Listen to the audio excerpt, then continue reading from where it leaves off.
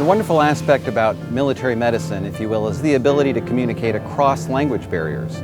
If we're taking care of a critically ill patient, it doesn't matter whether that's a Japanese patient, an American soldier, the kind of care that's involved is something that's understood across boundaries.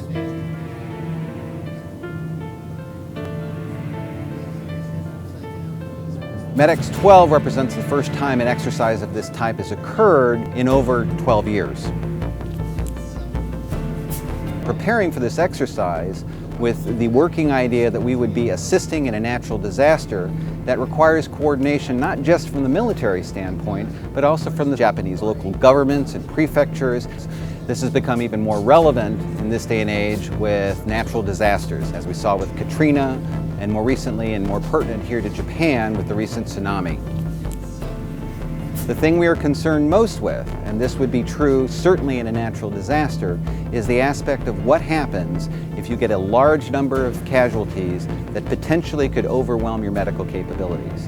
That, by definition, is a mass CAL. So the training, if you will, our battle drills are geared toward the worst case scenario, which would be a mass casualty exercise. Shit. We are auto for 2. Leading guard 1. So is 1. Once I get back and everybody's ready, we'll meet at the nose and then up there at the board. 3, 2, 1, inches. The EMT and the pad and talk will be notified that casualties are coming in through a 9-line, which is a method that they use to talk about the patients that are coming in and what their conditions are. Heading 5, prepare to copy 9-line, over. Send it. Line 5, 5 Alpha, 10 Lima. Okay, I need team 1, 2, 3, and 4, please. Okay, they're here. You ready? This type of environment is exactly what we need. We found that when we went to Iraq in 2007, we had a lot of the soldiers that hadn't been deployed. The training that we're doing here is the exact same that we would do deployed, and it's actually phenomenal training as far as what they would really experience out there. So you can't get any better training than this for a combat situation. 3, 2, 1, engaging. And check 1110. Flight power 85. Sagami area traffic sphere 1-2 is on the go. Back to you, Coda. The essentials of what you would find in a combat zone or in the event of a natural disaster are present here.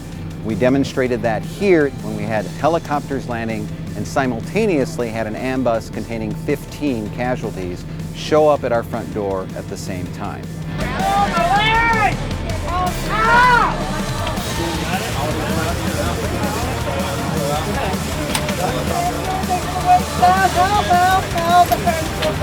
Five, bed, 1, abdominal, portable. We're not going to move him yet.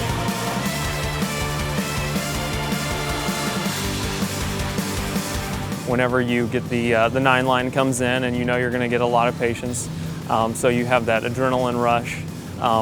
We already, of course, had designated who was going to be running the actual triage process and deciding who was going to go where.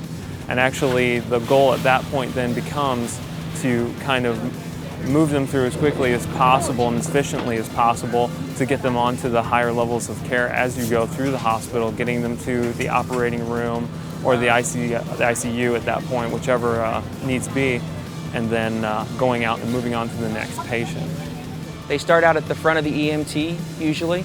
At that point, they're triaged by a medic, a doctor. At that point, they'll make a determination of the patient's condition, whether it's expectant, minimal, immediate, dead on arrival. Some patients that are expectant, which means that usually they're gonna die in this situation, they'll be taken to a different tent of where they'll be comforted by medical personnel and chaplain services. Would you put your life in the hands of the individuals in this hospital?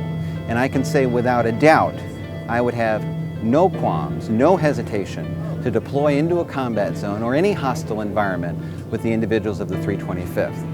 And secondly, I would have no qualms about entrusting my life to the kind of care and their ability to treat as they've demonstrated here. We'll see if they're going to gather them. Copy.